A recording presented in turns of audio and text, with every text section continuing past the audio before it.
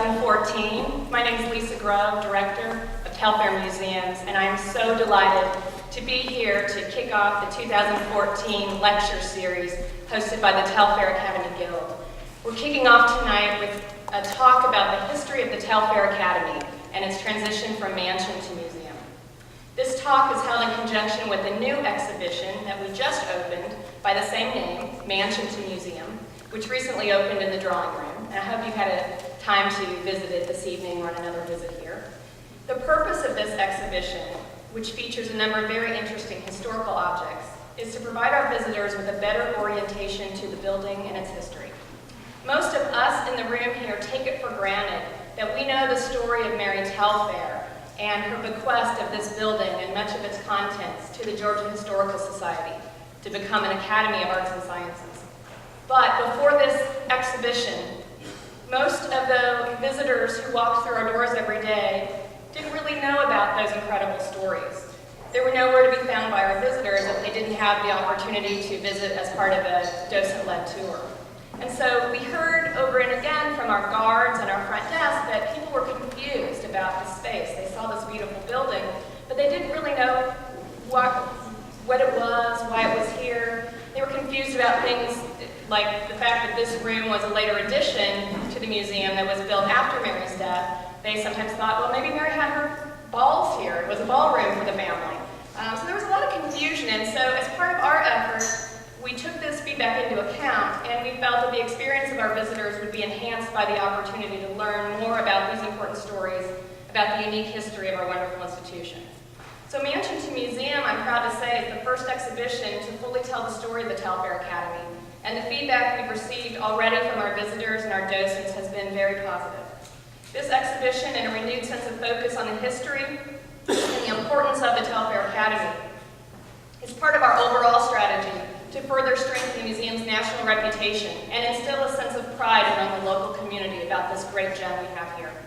Both are essential for ensuring that the vision created by Mary Telfair over 130 years ago remains relevant for generations to come.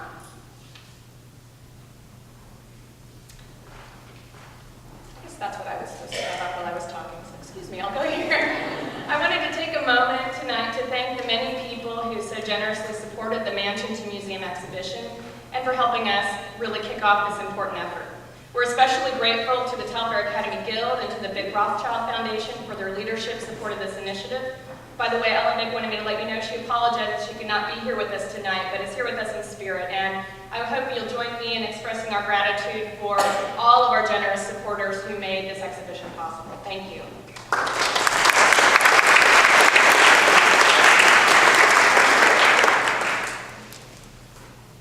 So I want to take a moment and tell you a little bit about the format of tonight's presentation.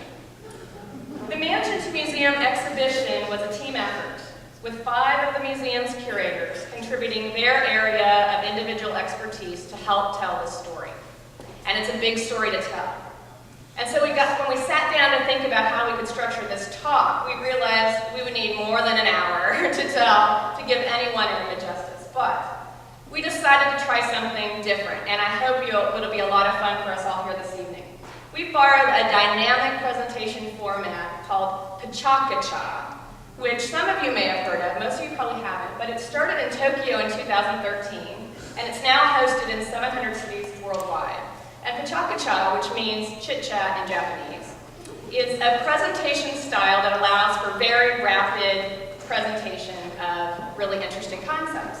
The original style of Pacha-Kacha is 20 slides for 20 seconds each, and the fun thing about it is that the slides advance automatically, and the speaker talks along to the images.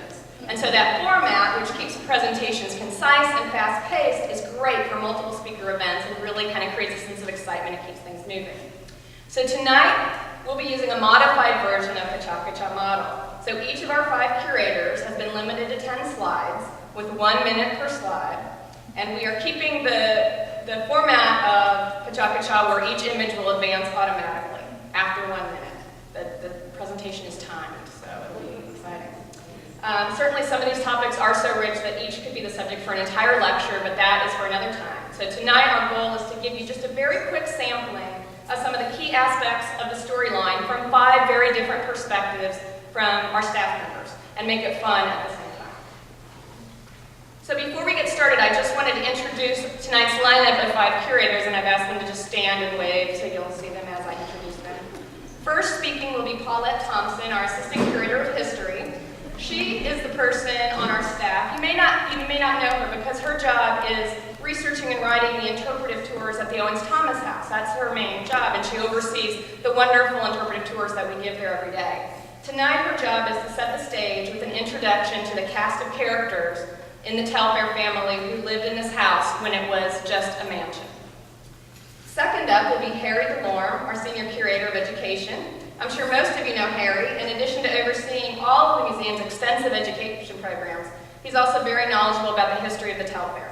In his talk tonight, he will explore the conceptual ideas of what a museum meant in the 19th century, including Mary Telfair's original ideas of an Academy of Arts and Sciences and those of the museum's first director, Karl Brandt.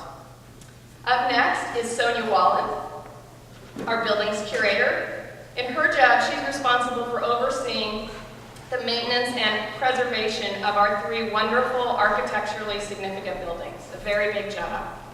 And she will take you through the physical spaces here, starting with the original family mansion designed by William J., and then the museum addition by Detlef Lenau, in which we sit at right now.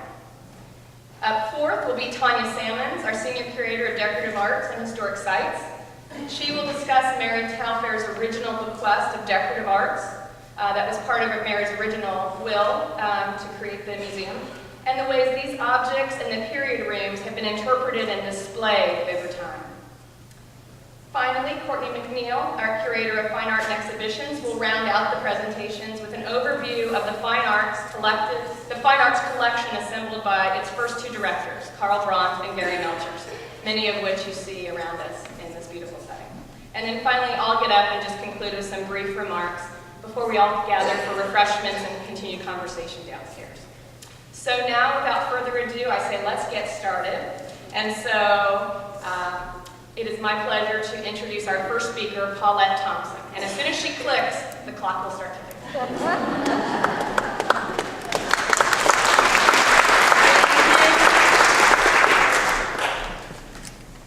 So my duty this evening is to give you a little biographical information about one of Georgia's most prominent families.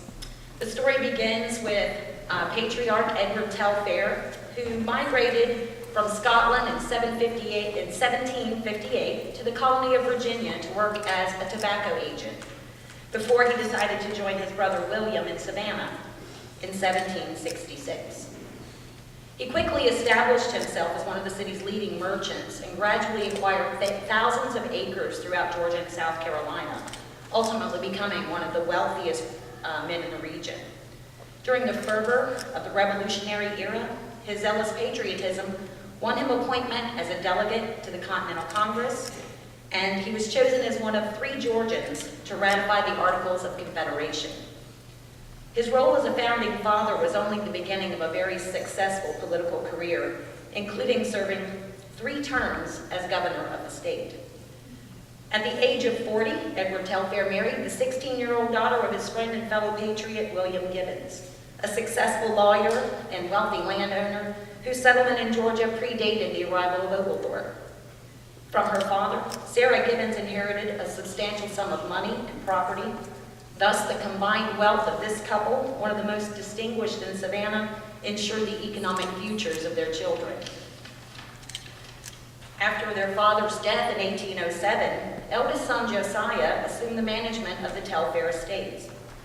Uninterested in participating in the social life in Savannah, he spent most of his time at Retreat Plantation in Jefferson County. Thomas, the only Telfair son to marry, had 4 children and inherited his father's passion for politics, serving in Congress from 1813 to 1817. All 3 Telfair sons were graduates of New Jersey College, today called Princeton University. Josiah died in 1817 and Thomas in 1818. Thus, youngest son Alexander became the sole surviving male heir to the Telfair family fortune. He engaged in a number of civic duties, including volunteering for service during the War of 1812, serving as chairman of the Board of Trustees for Independent Presbyterian Church, director for the Bank of the United States, and as a justice of the Interior Court. In 1815, he purchased his family member's interest in one half of Lot Inn, Heathcote Ward, for a total of $6,000, and purchased the remaining half from John Habersham for $5,028.18. In 1817, he commissioned popular English architect William Jay to design the Regency Style mansion on the trust lot at the northwest corner of St. James Square for himself, his widowed mother, and 3 sisters. Following Alexander's death in 1832, the Telfair estate was divided equally among the 3 remaining siblings. Mary, the eldest Telfair daughter, was born in 1791. At the age of 10, as he had done for his sons, Edward sent his daughter to New York to live with the friend and family of his friend and colleague William Few, thus providing her the best female education that money could buy. During those formative years, Mary forged a lifelong friendship with Mary Few, whom she often referred to as her Siamese twin. She obviously cherished the more than 300 correspondences between them, dating from 1802 to 1844, because we have those letters today which provide us with some insight into the inner sanctum of the elite social class in the antebellum era. In addition to bequeathing her family's home to the Georgia Historical Society, she also gave several charitable gifts, including monetary endowments for the Presbyterian churches in Augusta and Savannah, and a widow's fund, and an endowment for a hospital for women. Middle sister Sarah married Captain George Haig in 1815. Writing to his wife from Sarasota Springs in 1816, Robert Mackey observed of Sarah, "Mrs. Haig is as poor a creature as I have ever met with. She has not made one acquaintance amongst the crowd," he wrote. "Captain Haig is, I think, in a bad state of health, and the waters here appear to do him no good." Just a few short months later, Sarah lost both 2 infant sons and her husband. Perhaps because of her grief, she assumed a measure of personal responsibility over the properties she'd inherited. Writing to overseer at Thorn Island Plantation in 1837, she dictated specific instructions on how to enrich the depleted soil. The Telfair sisters, entirely aware of their reputations as proud and haughty, had always maintained a guarded suspicion as to the true intentions of any would-be suitors. Often ridiculing gentlemen callers in her letters to Mary Few, Mary Telfair once resolved that she and Margaret were perfectly content to be old maids who enjoyed their, quote, single blessedness. So imagine Mary's reaction when her youngest sister, Margaret, capriciously stumbled into love at first sight at the age of 45. During one of their many excursions to Europe, the sisters were introduced to the alluring diplomat and scholar William Brown Hodgson. After a whirlwind courtship, he asked for Margaret's hand. The strong-willed Margaret refused his marriage proposal unless he promised to decline his new post as consul general in Tunis. They were married in 1842. Completely smitten, Hodgson obligingly resigned, and after several more months of travel, he returned with the sisters to Savannah. He had married one of the city's most eligible women. Upon the couple's return from abroad, he assumed the management of the Telfair's plantations, became an ardent member of the Georgia Historical Society, published a number of works on a variety of subjects, and shouldered the responsibilities of both defender and diplomat, conferencing with William T. Sherman during the Union Army's frightful occupation of the city. Following her husband's death, Margaret Telfair Hodgson planned in his honor the erection of a new headquarters for the Georgia Historical Society. She commissioned Carl Brandt to paint a portrait of her loving and devoted husband of 30 years to hang in the library of Hodgson Hall. Margaret died during construction without having made provisions for the building's completion, so Mary arranged for the work to continue, contributing the remaining $10,000 for the project.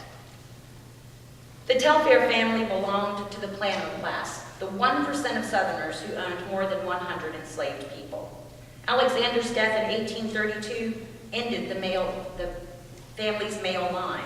So suddenly the sisters found themselves in decision-making roles that affected hundreds of slaves at their plantations in Georgia and South Carolina. 1850 property tax records and census records indicate that Margaret and Mary owned 50 slaves who lived in Savannah. In rural Georgia, the family owned 199 slaves.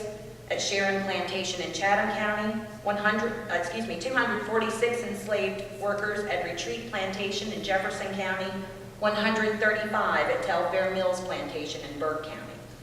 Their combined ownership of more than 630 humans of African descent signifies that to the Telfairs, slaves were much more than a labor force. They represented capital and collateral. Pictured here, we see Judy Telfair Jackson, an enslaved cook who lived and worked in Mary Telfair's mansion.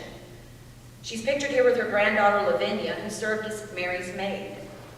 From Mary's letters to Mary Pugh, we know that Judy frequently accompanied the sisters on their northern jaunts. In 1838, for example, Mary reported that Judy was very much pleased with her northern summer. Everyone there was kind to her. During the sisters' travels, Mary often arranged to hire Judy out, along with her daughter Kumba and son-in-law, George Gibbons, to a neighbor at the rate of $8 per month, of which each slave would receive $1 per month. As she negotiated the transactions for one particular endeavor, Mary described Judy as, quote, an excellent-tempered woman.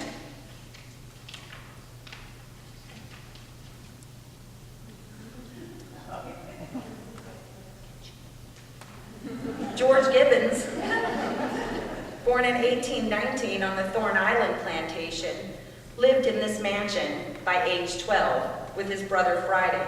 They were house servants in the Telfair family's home. Amongst the enslaved persons owned by the Telfairs, George Gibbons held an advantaged position. He was taught to follow the highly ritualized etiquette expected of Victorian-era servants. His position also afforded him privileges denied other enslaved servants. For example, he accompanied the Telfair Sisters to Europe on an almost year-long excursion in 1851 and 52. Gibbons became the minister of First African Baptist Church in 1877 and served in that position until his death in 1884. He was described as having, quote, a high sense of honor and right. He was a man who did not believe in worldly amusements nor giving entertainments. These can be the same qualities used to describe Mary Telfair.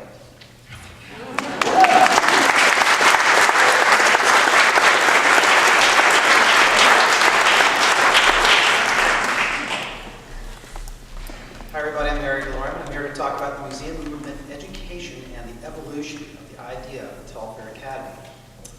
The Telfair Academy of Arts and Sciences arrived in an American South that saw little in the way of visual art.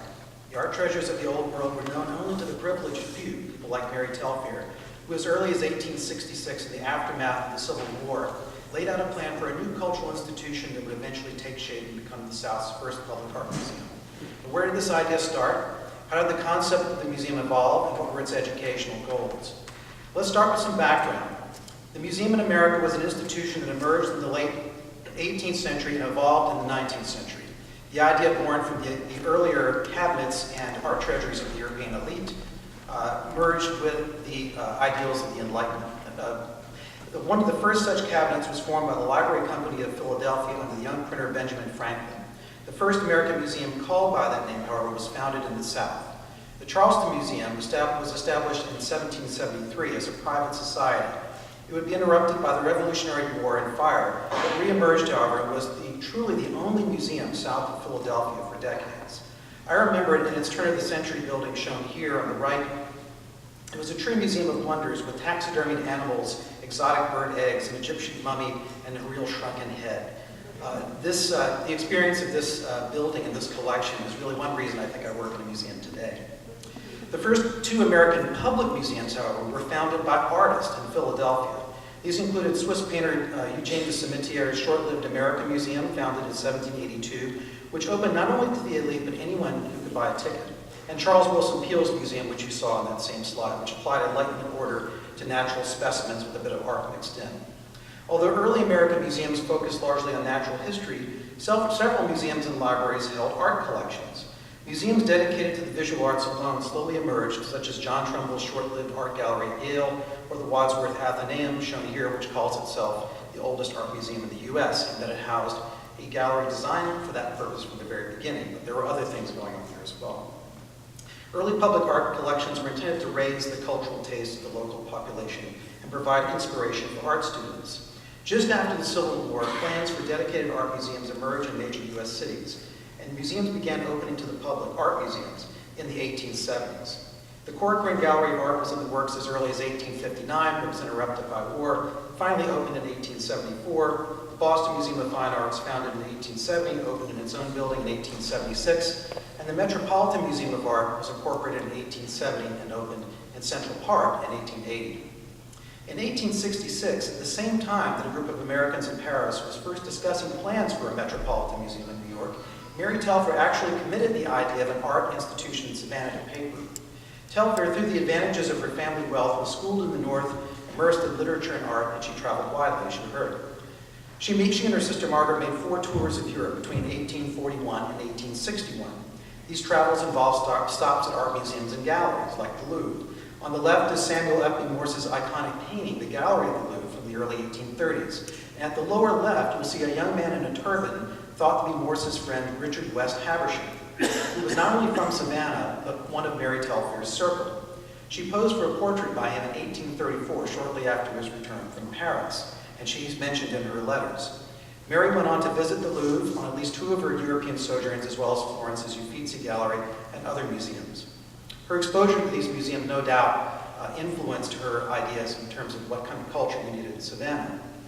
Mary Telfair's 2 wills provide evidence that her ideas regarding the creation of an art institution were evolving simultaneously with some of the earliest art museums in major U.S. cities.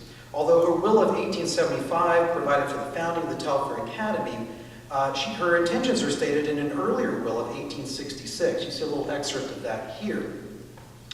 Here she calls for her home to be turned into a library, academy of arts, and museum. She uses that word, which she initially names the Telfair Institute. She also states here, I give and bequeath all my paintings and statuary within the house to continue in it as a part of it and never to be removed. She changes the title in the 1875 will to the Telfair Academy of Arts and Sciences. It's not clear why she added the sciences in. Maybe this was the influence of William Brown Hodgson. We don't really know, but she really didn't have scientific collections, so we're not quite sure about that. Although Mary Telfair supported the Georgia Historical Society and wanted that body to run the new institution, she felt the need for the Academy to be a distinct entity. She intended to create a place of learning and contemplation, but did she envision an art museum the way we think of them today? Probably not. The vision stated in her will was not terribly specific and went through phases of interpretation. When her will was upheld in 1883 after a lengthy battle in the courts, the Georgia Historical Society's curators drew up an initial plan, which you see here, in several parts, which called for, quote, the formation of a library of art and scientific books, paintings, pictures, engraving, and statuary. The second part of the plan provided for the instruction of people of natural taste by teachers of drawing, painting, or decorative art. And thirdly, the Society called for the cultivation of such branches of science as may be decided upon via the formation of cabinets and museums. So the GHS envisioned a library, an art school, an art collection, and a science collection focused mainly on natural history and archaeology. As one can see today, a good bit of this interpretation was never implemented. The man selected to carry out this idea had a much more specific plan that placed the emphasis squarely on the visual arts.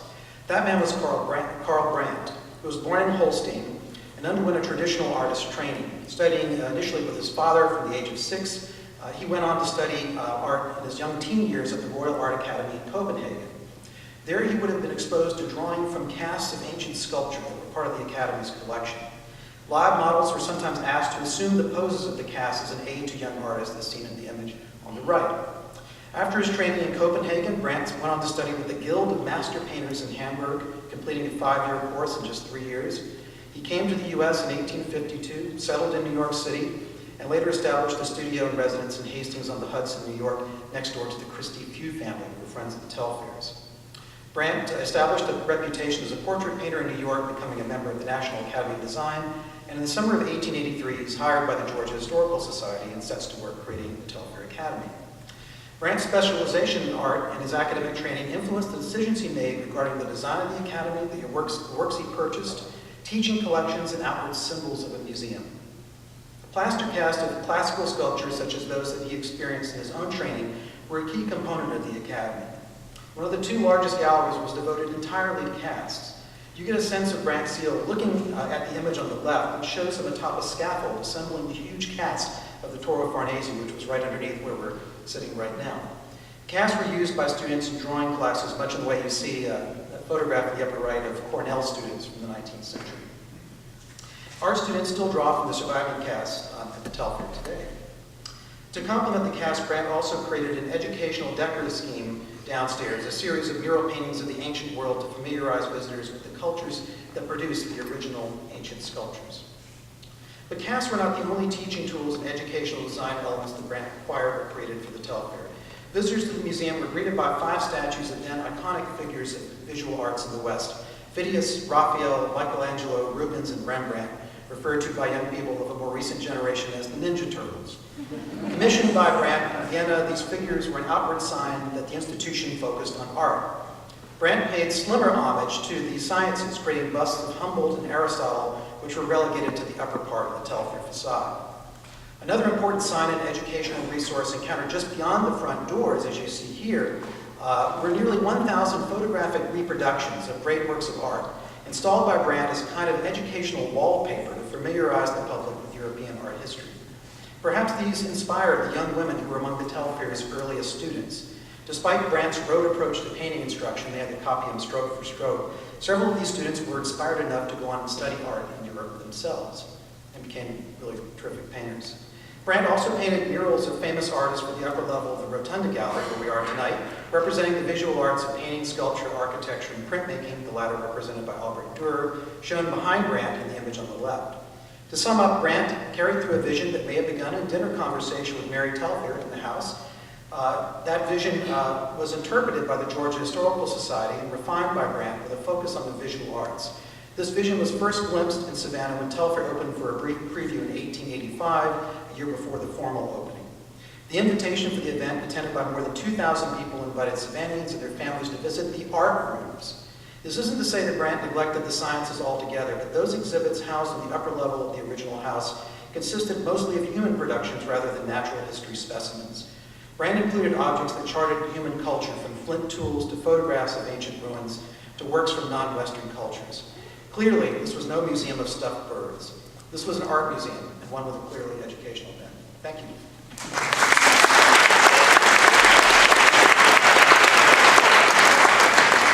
All right, is everybody ready for more?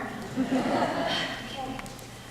Tonight I'm going to talk to you all about, give you a brief snapshot of the architectural history of the Academy of Arts, the Telfair Academy of Arts and Sciences, and its inception as a stately mansion and its transformation into a museum. I will explore the influences on the architects that had a hand in its design, and I will place the building in context of Savannah and the city's formative years. So I guess I hit the start.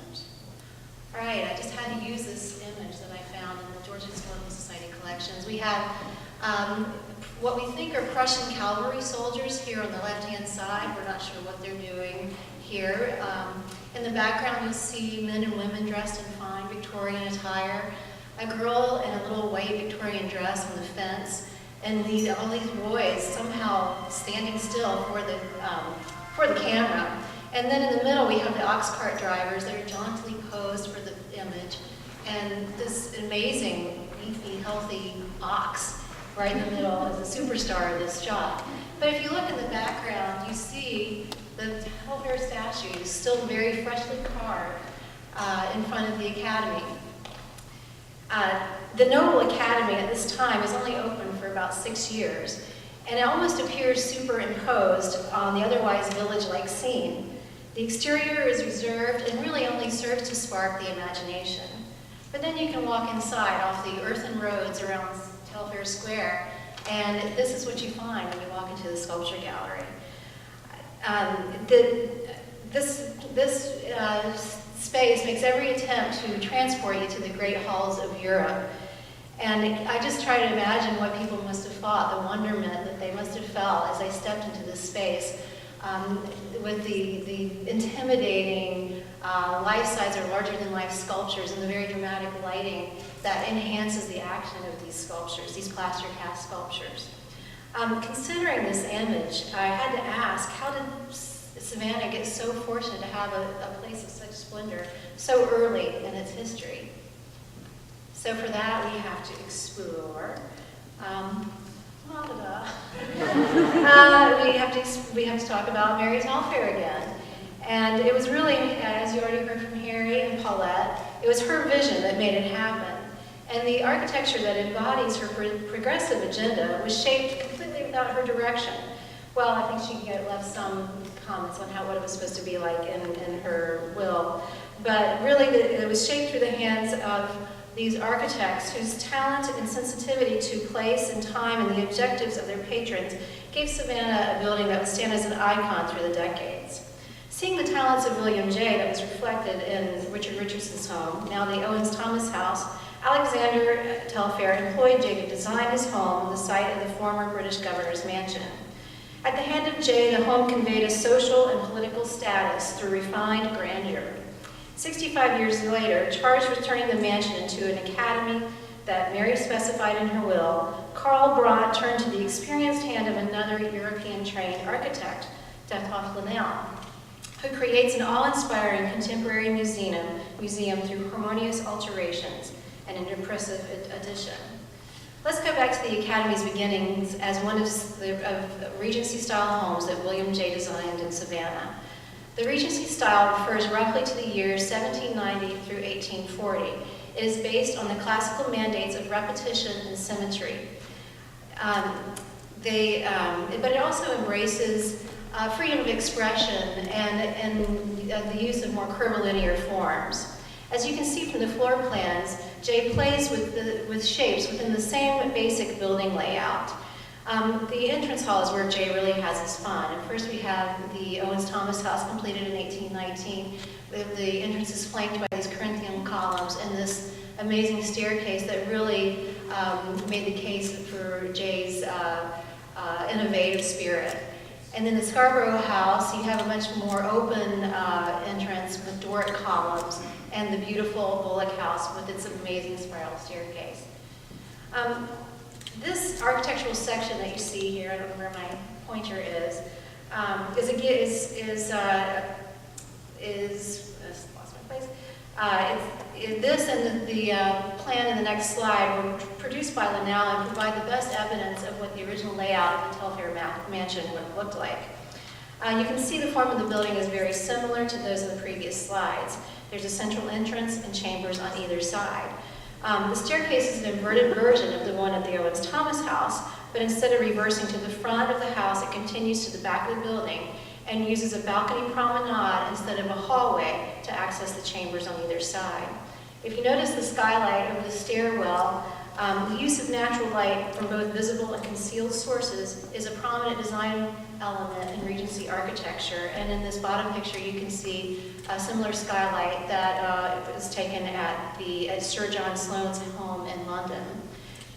This is a floor plan of the museum of the Telfair Mansion, but it's drawn by Linnell, and it's really special because you see the same kind of building envelope and Jay playing around with the spaces, but you also kind of get inside the head of Karl Brandt and Dethoff Linnell as they were planning to convert this into a museum space.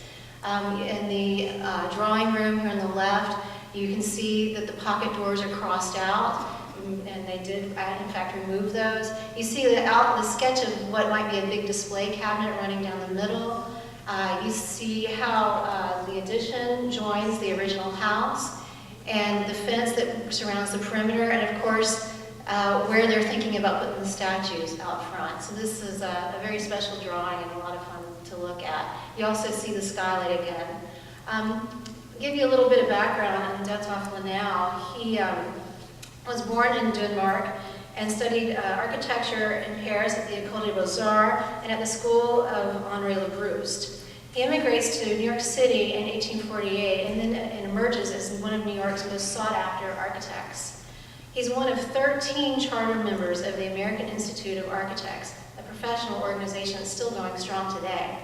He's credited with designing the first American house with a mansard roof, And how he gained connections to Savannah really needs further research on my part, but he was commissioned to design Hodgson Hall, the home of Georgia Historical Society, which opened in 1876. If you notice here in this slide the similarities between Le Brousse Bibliothèque Saint-Geneviève in Paris, that opened in 1850, and our very own Georgia Historical Society. You have open light-filled spaces that feature high vaulted arch windows and some decorative ironwork. Today we may consider the Academy a Victorian-era museum, and architecturally we could call the building Victorian style in the Beaux-Arts vein. But the Industrial Revolution greatly increased the availability of metal building materials, and Linnell used these materials to give the Academy the dramatic effect that Brandt desired. These include the fence that surrounds the building, the magnificent cast iron columns in the sculpture gallery, and right back here in the rotunda. The decorative iron framework that was used to form the delicate structure that supported the glass oculus, which was located right here in the middle of the rotunda space. And it also was used around the clerestory window on the roof, and it allowed sunlight to indirectly fill the spaces. And perhaps the most elaborate detail is the cornice on the addition. These pieces can be seen in the exhibit in the drawing room now, but they're made of pressed steel, and not only were they decorative, they served as a structural air pocket that expanded and contracted as the building needed. In researching and editing for this presentation, one message became clear to me. We are presently surrounded by a structure that embodies the talents of two great architects who seem to have a clear, deliberate sense of what Savannah and Savannahans needed and would accept. In the hands of a different architect, we may have lost much of Jay's original design, or the addition may have dominated or conflicted with the mansion.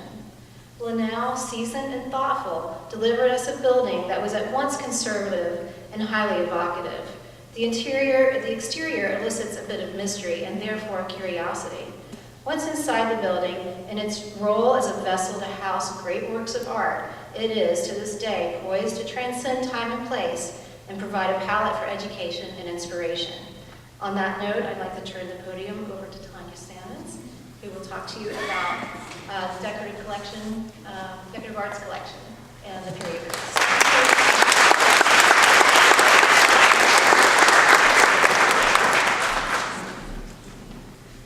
Good evening, everyone. My name is Tanya Sammons, and I'm the Senior Curator of Decorative Arts and Historic Sites. While I have a keen interest in all the subjects that are being presented tonight, my focus is going to be about the decorative arts in the Telfair's collection.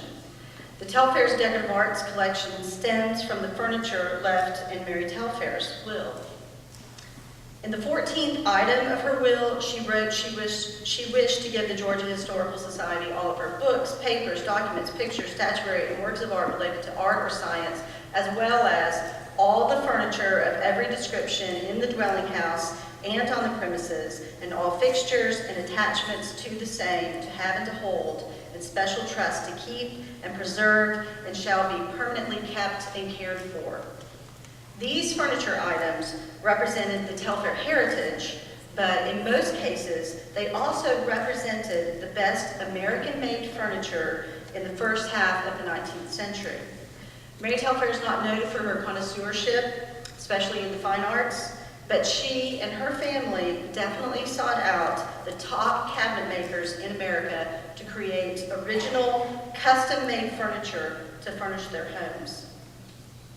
Included in her furniture request were items that belonged to or may have belonged to several different family members, such as this card table, which may have belonged to her father, Edward Telfair, or these two fancy chairs that were probably once purchased by her uncle, William Gibbons. Made of southern woods, including cypress, ash, and red cedar, as well as imported mahogany, this late 18th century card table was likely made in the region, possibly even Savannah or Charleston. The fancy chairs were both made by New York cabinet makers.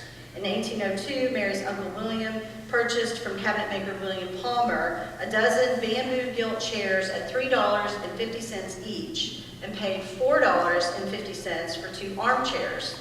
The chair in the middle is likely one of those chairs. He also purchased a dozen black and gilt rushed seat chairs from the maker Joseph Riley for $19.50.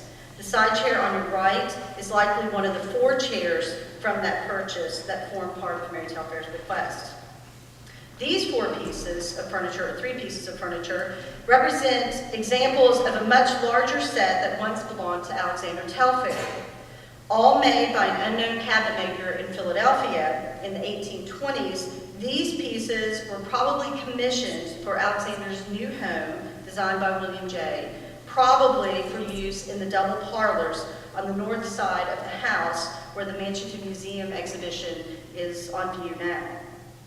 These pieces, which originally included 30 chairs, 18 large ones, of which we now have 15, and 12 small ones, whereabouts unknown, and 2 sofas and 1 center table. All examples were made of some variety of maple, including curly, tiger, and or bird's eye. This type of wood was commonly used in high-style furniture in Philadelphia during this time. We know that the Telfairs had family and friends living in Philadelphia and usually spent time in that city on their annual treks north. This sideboard may have descended to Mary Telfair from her sister Sarah, who died in 1842. Sarah may have received this piece from their brother Thomas, who died in 1818. While we do not know for sure that this is the same sideboard, we do know that Thomas left his, quote, new sideboard to his sister Sarah in his will. This fine New York example represents a relatively new use of furniture for the well-to-do.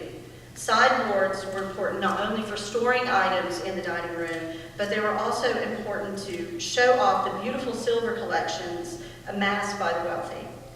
This new fashionable piece would have made a superb addition to Alexander's newly designed home. We do not have accounts of Alexander's entertaining habits, but we do know from his inventory taken at the time of his death that he had a fully stocked wine cellar that included 714 bottles of wine, 18 gallons of wine, as well as 152 empty bottles. That must have been some party. Mary's sister Margaret purchased this dining room table from a Philadelphia cabinet maker named Thomas Cook in 1836 for $100. Mary helped Margaret handle the transaction, which is documented in letters. Mary was in Philadelphia, Margaret was in New York. While not much is known about Thomas Cook, who was active in Philadelphia between the years of 1828 and 1837, we do know that other Savannahans also commissioned him for their furnishings, including the Jones and Colic families. Unlike more common rectangular tables, this somewhat unusual round table was probably inspired by 1 or 2 designs found in English design books by Thomas Sheraton and or Richard Brown. The table came with 2 sets of semicircular leaves, which allowed for 3 table sizes, which created flexibility in presentation. These mid-19th century American-made chairs may have been purchased by Mary Telfair or her sister Margaret and or her brother-in-law William Brown Hodgson. They could have been purchased when the trio spent a year in New York City in 1849 to 1850, or perhaps later on one of their annual trips to the Northeast. Note the chair and the painting of William Brown Hodgson. This full-length portrait was painted after his death in 1871 and was painted by Carl Brandt. It hangs in the reading room at the Georgia Historical Society. Aside from the replaced upholstery without French, the only difference in the chair in the painting and the chairs in the collection our collection is the crest rail, which is missing in the painted chair. Why the difference, I don't know. These chairs, as well as the one in the middle of the screen, included metal springs, a recent technology intended to create more comfortable seating. The chair on the left, I'll move on. I'll talk to you about that later. So what to do with this furniture left by Mary Telfair? Carl Brandt chose to gather the Telfair collections in 2 rooms, the Octagon room and dining room. These chairs held not only the Telfair family furniture, but also their fine arts collection, which Courtney will talk about in a moment. Mary Telfair noted in her will that it was her wish that whenever the walls of the building shall require renovation by paint or otherwise, the present colors and designs shall be adhered to as far as practical. For most of the museum's history, these 2 rooms served in a way as a shrine to the Telfairs. These rooms, and later at times the drawing room, which Brandt originally used for plaster casts, were also used to display the Telfair's growing collection of decorative arts. In the 1980s, the Telfair decided to make the Octagon room and dining room period rooms in the vein of rooms found at the Metropolitan Museum of Art and others. Their idea was to create rooms that reflected the years when Alexander Telfair first lived in the house in the 1820s. To take on this task, the staff worked with the top curator in America at the time, Barry Tracy, who was the American Decorative Arts curator at the Metropolitan Museum of Art. In the Octagon room, he recreated the original paint scheme of oak-grained walls as indicated through paint analysis. In the dining room, however, Tracy strayed from the original painted finish to install the Monuments of Paris wallpaper. He justified this decision by citing documented evidence that this paper had passed through the Savannah ports. However, there is no evidence that William J. ever used wallpaper, or the Telfairs for that matter. Nonetheless, Tracy loved this wallpaper design and clearly convinced the staff to as well. You can see an almost exact copy of this room at the Met, which is called the Richmond Room. And just to note, in the black and white image taken around 1940, note the display in the room in the back of the dining room, which is now storage. Interestingly, Mary Telfair's will did not include other decorative arts objects. She noted that bedding and table service, such as china, crockery, glass, cutlery, silver, plate, and linen, be excluded from her bequest to the Georgia Historical Society. Those items she left to her cousin Mary Thompson, who was living here with her at the time of her death. And she tasked her cousin with the job of disposing of these items among family and friends. With regard to her silver, she made a special bequest to friends and family in an addendum to her will. Many of these pieces have returned to the Telfair years after her bequest, as you can see in this image. All of the pieces you see were made by Samuel Kirk or Samuel Kirk and Sons in Baltimore. They all have either the Telfair name or initials. The pattern is called Regency, which was very popular, especially in the South. Stemming from Mary Telfair's bequest of furniture, Telfair Museum's decorative arts collection now holds more than 3,500 objects and includes furniture, silver, textiles, glass, ceramics, and miscellaneous items such as jewelry, toys, games, clocks, kitchen utensils, etc. The strength of the collection are objects made in America during the first half of the 19th century, reflecting the lives and homes of the Telfairs, Owens, Thomas, and other Savannah families. Furniture and silver are at the top of the heap, with nearly 400 pieces of furniture in the collection, and with the recent donation of silver from the Rizza collection, we now have over 1,000 pieces in our silver holdings. The Telfair's decorative arts collection began with Mary Telfair's recognition, indeed her vision, that her furniture collection was important and museum worthy. Thank you.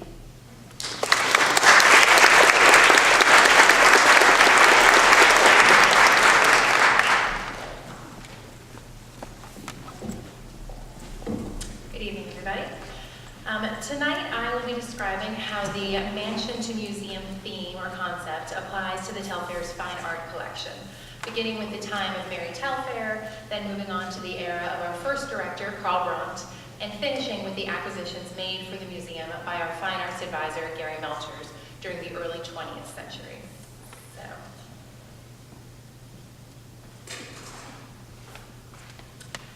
So Harry already touched on the early museum movement in America as a general concept, but I'd like to take a closer look at some of the individuals who founded some of these museums. Typically, when an individual has founded a museum, this person is someone who is a great patron of the arts themselves, a great art collector themselves. Looking at the three individuals here, for example, Daniel Wadsworth was a great patron of the Hudson River School of artists as famous as Thomas Cole, Frederick Edwin Church, and others. William Wilson Corcoran was one of the finest collectors of American art overall in the late 19th century in America. And Isabella Stewart Gardner, of course, dedicated her entire life virtually to the collection of art, old masters such as Vermeer and Rembrandt, and also was very famously patron to contemporary artists of her day, such as John Singer Sargent. I hope that Sargent will forgive me from Beyond the Grave for posting his gorgeous picture of Isabella Stewart Gardner to fit in the frame of this slide, but it's a beautiful full-length portrait. But moving on to Mary Telfair, Mary was not a serious collector of fine art. If you think about art functioning in a mansion or a museum, she was collecting for a mansion. She was collecting art to be displayed in her home. And all of her art did make its way through her bequest to the museum's permanent collection. And these objects can be classified into two groups, really. We have a number of family portraits. Some are oil portraits, some are sculptures, some are miniatures. And then we have a number of paintings that she purchased as sort of souvenirs of the grand tour over to Europe that she took several times. And these works, they're mainly interesting for the insight that they provide into Mary's life and times and her thoughts. But but they're not really the key objects that are at the core of our art collections or mutations today. And this is a really important way that Mary's distinguished from so many other private collectors who've given their names to museums in this country. It was really up to Karl Brandt, who was the man who created the installation of the rotunda that we see in this slide. In fact, the view you're seeing right now is the view that you would see from your seats. This is the same wall in the same room that, as it would have appeared in Karl Brandt's time. And Brandt really felt like he was building a museum, including the art collection from scratch. And we sort of heard a little bit about that as it applied to the architecture and the additions he made, working with architect Delaflanau, and with his educational objectives from my colleagues earlier. But this applied to the fine art collection as well. Brandt was an artist himself, and he tended to collect work that was very similar in style and in theme and in execution. And in fact, it was fairly similar to the work that he himself produced as an artist. It was very academic work. Almost all of it was by European artists. And it was very traditional in both subject matter and in style. These were artists who had very traditional academic educations and backgrounds, like Karl Brandt himself.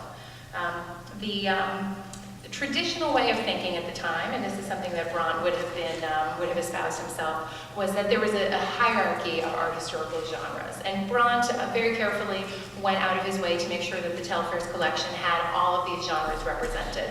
We see at the bottom the most important, the largest scale, the most significant of the genres, the bedrock of art history, is the grand narrative history painting. And we see the black prints there at the bottom. And then the genres go up in importance, finishing at the top with generally the smallest scale works and typically regarded as the least important, which was still life. But Brandt still made sure to represent all of these genres in the museum's collection in his collecting trips over to Europe, where he made these purchases for the museum. This sort of thinking first became popular during the time of the Renaissance, and it really gained hold in the 18th century and the early 19th century. But by the time Brandt came along in the late 19th century, this sort of thinking was already, this very formal way of thinking was already falling out of fashion. So what was going on in Karl Brandt's time? Well, here we have a snapshot of 4 works, all painted in the year 1888. On the left, we see 2 works from the museum's permanent collection, purchased for us by Karl Brandt. On the right, we see a landscape by Monet and an interior scene by Van Gogh, both famous works in their own right.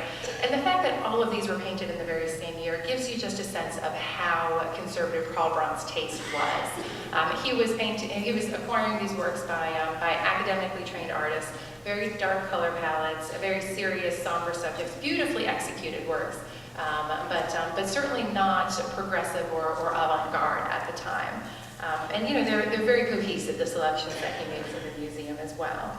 And while I'm calling it conservative, this certainly wasn't a bad thing. Brandt was aware of his audience and the context in which the works would be displayed. And in fact, the art collection, when the Telfair first opened to the public, was very well received. And I love here we see one of the large history paintings that Brandt purchased for the Telfair, along with a quote by a contemporary reviewer the same year that the museum first opened to the public. And I love that he describes that the Telfair was like a bit of Munich in Spanish Moss country. He really sensed the German flavor to the collection, the European flavor, and the serious sort of academic style. But this was not received as a bad thing. It was very popular at the time. It really wouldn't be until a little bit later in our country's history overall that the concept of American art was fully formed. The country was new at this time, and the idea of a school of American art still hadn't been fully formed. Most folks really thought that you had to go over to Europe to collect real art, so nobody faulted Brandt for this. And it wouldn't be until after Brandt's era that American art would enter the collection in a serious way. And this was after Karl Brandt passed away. The reins were handed over to a man named Gary Melchers. Now, under Melchers' tenure, the museum would collect a number of works that were much more avant-garde, much less academic in style. and oftentimes with a much brighter color palette, a much looser style of paint, and it definitely brightened up the collection quite a bit. Gary Melchers was not a director of the museum. He was hired as a fine arts advisor in 1906, and his tenure here ran unofficially through the 1920s. Melchers had the good fortune, or I should say the Telfair had the good fortune, for Melchers to be married to the niece of the Telfair's board president.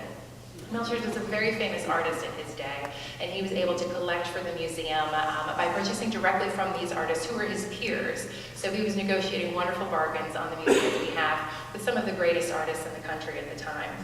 So he was collecting much more variety of styles, some more academic artists, but we have Art Nouveau, we have Pointillism, we have Impressionism. There was a wide variety of styles that Melchers purchased, including some really important works by American artists for the first time.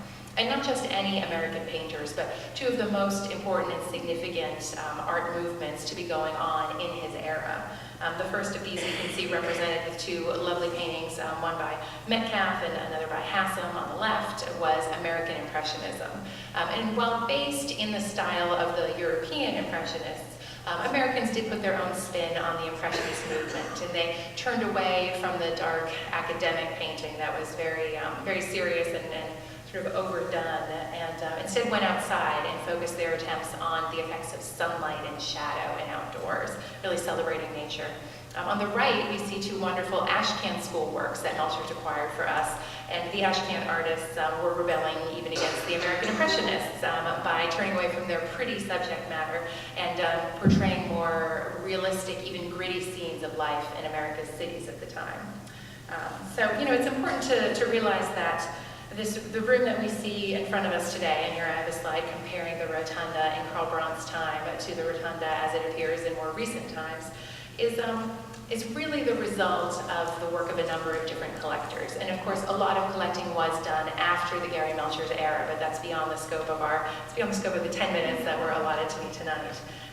But we can see here the beautiful blending of a variety of collections and styles from different periods that really reflect all of the passion and the personal tastes of the unique individuals who were involved in assembling the collection of what would become the first public art museum in the South. So, thank you.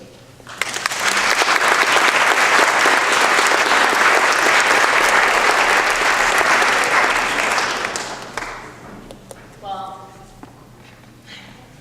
thank you. I hope you'll all join me in giving another round of applause to our wonderful curatorial team.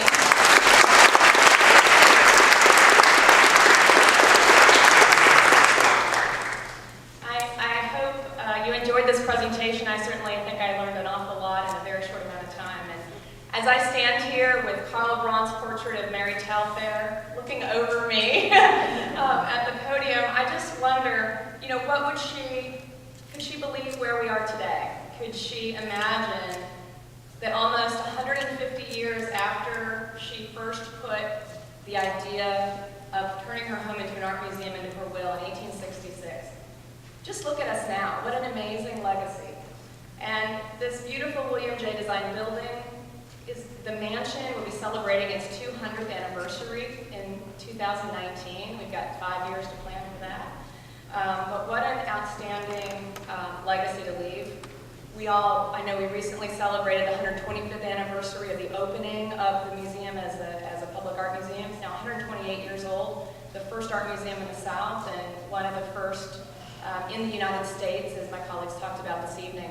And unless anyone can dispute me this evening, I think it's the first art museum founded by a woman, which I think is incredible and something I don't know that we've ever really talked about before, but we're going to do a little more research and see if we can draw that conclusion. If anyone can dispute that, talk to me at the cocktails. But I think no matter what, it's just amazing. Telfair Academy, all this time later, just continues its important mission of providing world-class art and art education to enrich the lives of the Savannah community. So just what an incredible legacy we have here. Of course, today we're much more than the Telfair Academy, and we're much more than I'm sure Mary could have even imagined in her wildest dreams. We're now 3 museums covering 3 centuries of art, history, and architecture. Not only are we standing here in this incredible late 19th century museum addition designed by Detlef Lanau, But we also have an incredible example of a late 20th century and early 21st century museum designed by Moshe Safdie as well. So we're a museum that not only looks backward but looks forward, that remains vibrant and dynamic, proud of its past, but always looking at new ways to serve the audiences of the future. Collectively, we open our doors and welcome 180,000 visitors each year. They come from all around the world, and in addition to that, our team goes out into the parks and the playgrounds and the schools in our community and brings art to more than 10,000 youth and families. It's something that we're all really proud of here, and I think we should all be proud of as a community and as members and supporters of Telfair Museums. So I just want to conclude by saying thank you. Thank you to Mary Telfair for being a woman ahead of her time, for having the vision to establish the incredible institution that we love today. And I wanted to thank all of you for being here with us tonight and for your ongoing support of the work we do to provide outstanding art and art education to the community of Savannah. So thank you so much for being here, and we are so grateful to have you, and I hope you'll join us afterwards for ongoing conversation. So thank you again.